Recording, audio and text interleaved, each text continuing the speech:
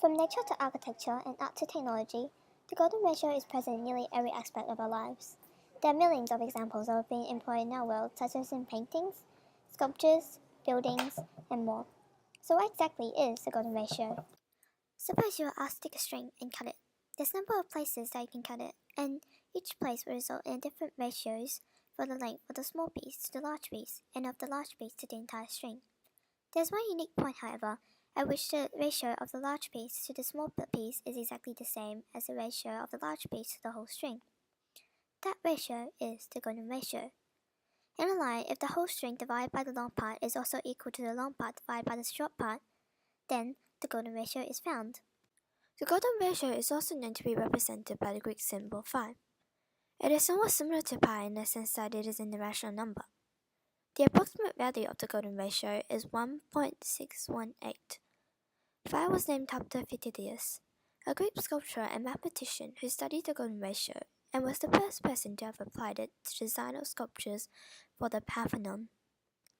Ancient Greek architecture often utilized the golden ratio to help correct functional relationships between the width and height of a building, the size of the portico, and even the positioning of the columns supporting the structure. This is done so that the building will feel in proportion and balanced.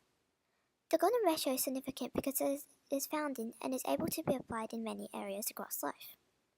It is commonly seen in nature and also frequently used in architecture and art. The golden ratio is also used in designing logos, graphics, websites, and it is present in photography. The golden ratio is used to create a more natural looking or more aesthetically pleasing designs as they create balance and structure. The Fibonacci sequence is a sequence of numbers where the next number is found by adding the previous two numbers together. Beginning from 0, we add 0 to 1, which results in 1. Then we add 1 to 1, which results in 2. And we add 1 to 2, which equals to 3. 3 add 2 equaling to 5. 5 add 3 equaling 8. And so on. The ratio between two successive Fibonacci numbers is roughly the same as the golden ratio. The Fibonacci sequence is closely related to the golden ratio for the golden rectangle, Fibonacci squares, and the golden spiral. Fibonacci squares make up the golden rectangle, whilst the golden spiral is the same as the Fibonacci spiral. The difference between the two is that the Fibonacci sequence uses addition to generate a sequence of numbers, whilst the golden ratio stays the same throughout as a ratio. The length and width of a golden rectangle is in proportion to the golden ratio, as the length is approximately 1.618 times longer than the width. Let's take the line segment above as the length of the golden rectangle. By drawing a down point B, we had created one smaller rectangle and one larger square. By using the line segment again on the width of the rectangle and drawing a line down point B again, another square and rectangle is created. As squares and rectangles are continuously drawn, we could see that the squares are Fibonacci squares and the rectangles are in proportion to the golden ratio. As the golden rectangle is gradually subdivided into smaller Fibonacci squares, if quarter rectangles are drawn from one corner to the opposite corner in each square and then joined together, a spiral will be created. This spiral is called the golden spiral. The radius of the spiral at any point is the same as the corresponding square side that it is in. The golden spiral is present across nearly all walks of life, from nature to the design layout of a website. Human applications of the golden ratio in architecture and art is thought to have originated from at least 4,000 years ago, with the Parthenon and the Great Pyramid of Giza as one of the first.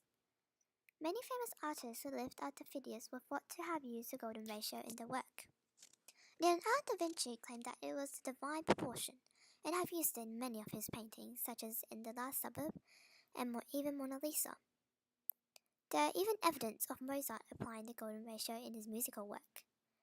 It is debatable whether it was used intentionally or not, but one thing for sure is that the golden ratio helps shape the world as a more visually balanced and beautiful by using the magic of mathematics. As a matter of fact, we almost have a subconscious attraction to objects and images that utilize the golden ratio. Maths is more than just numbers, and the golden ratio raises awareness on the mathematical aspects found across life.